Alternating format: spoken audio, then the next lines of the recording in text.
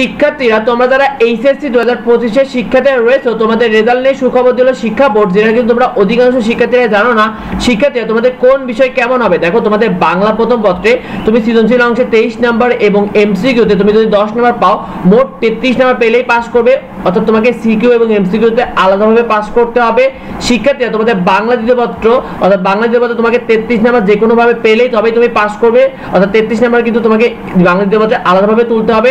শিক্ষার্থীরা তোমাদের ইংরেজি প্রথম পত্র ও দ্বিতীয় পত্র, ইংরেজি প্রথম পত্র ও দ্বিতীয় পত্র মোট তোমাকে 200 নম্বরের মধ্যে তুমি যদি 66 নাম্বার পাও তবেই পাস করবে, অর্থাৎ মনে করো তুমি প্রথম পত্রে পেলে 20 নাম্বার আর দ্বিতীয় পত্রে ইংরেজি দ্বিতীয় পত্রে পেলে 46 নাম্বার, তাহলে তোমার মোট 66 নাম্বার হবে, এখানে কিন্তু তোমার পাস হবে।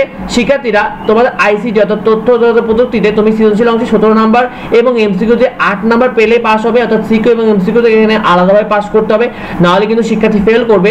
বিজ্ঞান বিভাগ অর্থাৎ তোমরা যারা সায়েন্সে রয়েছে শিক্ষার্থীরা তোমাদের সৃজনশীল অংশে প্রথম ও দ্বিতীয় পত্রে কিন্তু 50 নাম্বার রয়েছে, এখানে মোট 100 নাম্বারের মধ্যে তোমাকে 33 নাম্বার পেতে হবে, অর্থাৎ তুমি মনে করো প্রথম পত্রে সিকিউতে পেলে 20 আর দ্বিতীয় পত্রে সিকিউতে পেলে 13, এখানে কিন্তু তোমার মোট 33 হয়ে যাবে এবং তুমি পাস করে যাবে। শিক্ষার্থীরা তোমার এমসিকিউতে প্রথম পত্রে ও দ্বিতীয় পত্রে তোমাকে 25 + 25 50 নাম্বারের মধ্যে তোমাকে 16 নাম্বার পেলে পাস করবে, অর্থাৎ মনে করো তুমি প্রথম পত্রে পেলে 5 দ্বিতীয় পত্রে পেলে 11, তাহলে তোমার মোট 16 পেলে তুমি পাস করে যাবে। শিক্ষার্থীরা তোমরা যারা ব্যবসা শিক্ষা ও মানবিক বিভাগে রয়েছে তোমাদের কিন্তু সৃজনশীল অংশে 70 + 70 অর্থাৎ 140 নাম্বারের সিকিউ রয়েছে, সেখানে তোমাকে মোট 46 পেলে পাস করবে, অর্থাৎ তুমি মনে করো প্রথম পত্রে সিকিউতে পেলে 20 আর দ্বিতীয় পত্রে সিকিউতে পেলে 16, সেখানে তোমার কিন্তু 46 হয়ে যাবে এবং তুমি পাস করে যাবে।